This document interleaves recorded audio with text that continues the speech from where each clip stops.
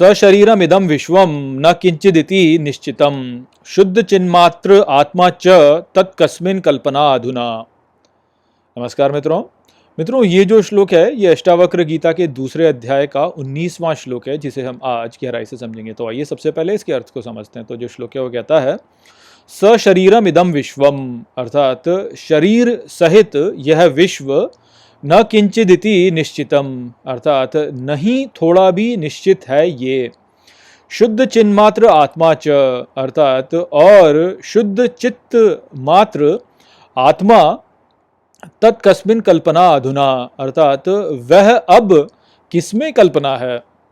तो यहाँ पर जनक महाराज कहते हैं कि शरीर सहित यह जो संपूर्ण विश्व है यह निश्चित नहीं है, इसमें कोई ध्रुवपन नहीं है, इसमें ये स्थिर नहीं है, निश्चित नहीं है, ये परिवर्तनशील है। और ये जो है यह मेरे आधार पर परिवर्तित होता रहता है। मेरी जिस प्रकार की भी आसक्ति है उसके आधार पर ये परिवर्तित होता रहता है। तो ये मेरे भीतर ही कल्पना है ये वास्तव में। परंतु जो शुद्ध चित्त है, जो चिन्मात्र है, जो आत्मा है, वह किस में कल्पना है? वह तो किसी में भी कल्पना नहीं है। तो वो जो है वह ही वास्तव में है। तो जो कल्पना है वह तो है ही नहीं ना। तो जैसे पिछले श्लोक में उन्होंने क्या कहा, तो उन्होंने कहा था कि ये जो शरीर है, ये जो विश्व है, ये वास्तव में मुझ में ही स्थित है। और वास्तव में देखा जाए तो यह मुझ में भी स्थित नहीं है, क्योंकि ये वास्तव में स्थित ही नहीं है।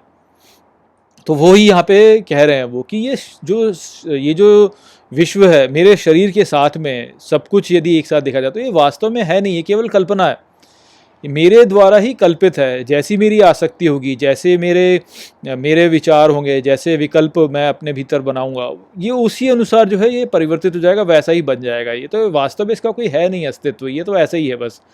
किंतु जो इसको कल्पना कर रहा है, जिसके भीतर ये कल्पना है, जो कल्पना करके इसको उत्पन्न कर रहा है, उसकी कल्पना कौन कर रहा है? उसकी तो कोई कल्पना नहीं कर रहा। तो वो जो कल्पना करने वाला है, जिससे ये विश्व आगे प्रक्षेपित हो रहा है, वह ही वास्तव में है और वह ही मैं हूँ।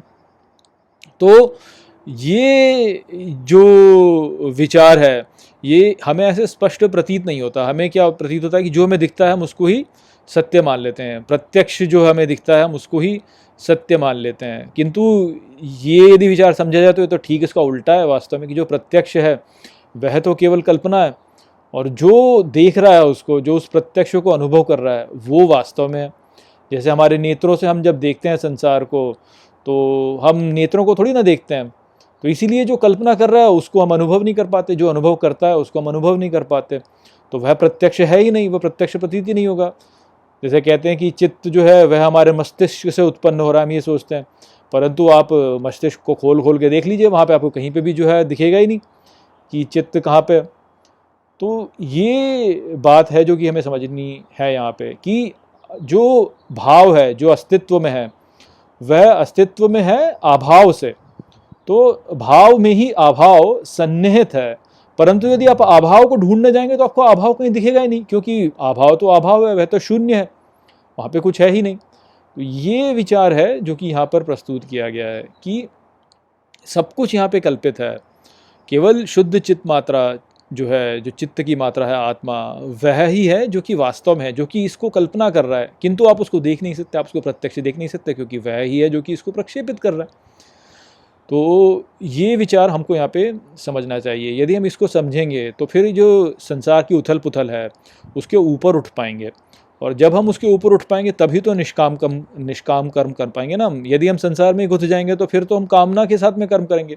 यदि निष्काम कर्म करना है तो फिर हमें संसार से ऊपर उठना होगा, और जब हम निष्काम कर्म करेंगे तभी जो है हमारे कर्म हमारे लिए संचित नहीं होंगे, और जैसे जैसे कर्म हमारे लिए संचित नहीं होंगे वैसे वैसे ही जो संसार होगा यह हमारे लिए शांत होता चला जाएगा। हमारे प्रारब्ध के फल हम भोग लेंगे और बस फिर सब धीरे धीरे शांत हो जाएगा, उथल पुथल जो है वह शांत हो जाएगी। तो वह ही हमको करना है ताकि हमारा उपचार हो सके। ये जो रोग हमारे को हो गया है, ये जो देह आत्मबोध का रोग हमने अपने लिए ले लिया है, उससे छुटकारा पाने का यह ही विचार वो है हमारे लिए मार्ग है, कि हम इस बात को समझें कि संसार की उथल पुथल जो है केवल कल्पना मात्र है। इसके प्रति हमें कोई प्रतिक्रिया नहीं करनी चाहिए, केवल शांत बोध रहना चाहिए और निष्काम कर्म करना चाहिए। तो वो संदेश यहाँ पे था इस श्लोक में। आशा करता हूँ कि मैंने इस श्लोक को आपको अच्छे से समझा दिया होगा। चलिए इसी के साथ इस वीडियो को यहीं पे समाप्त करते हैं। नमस्ते।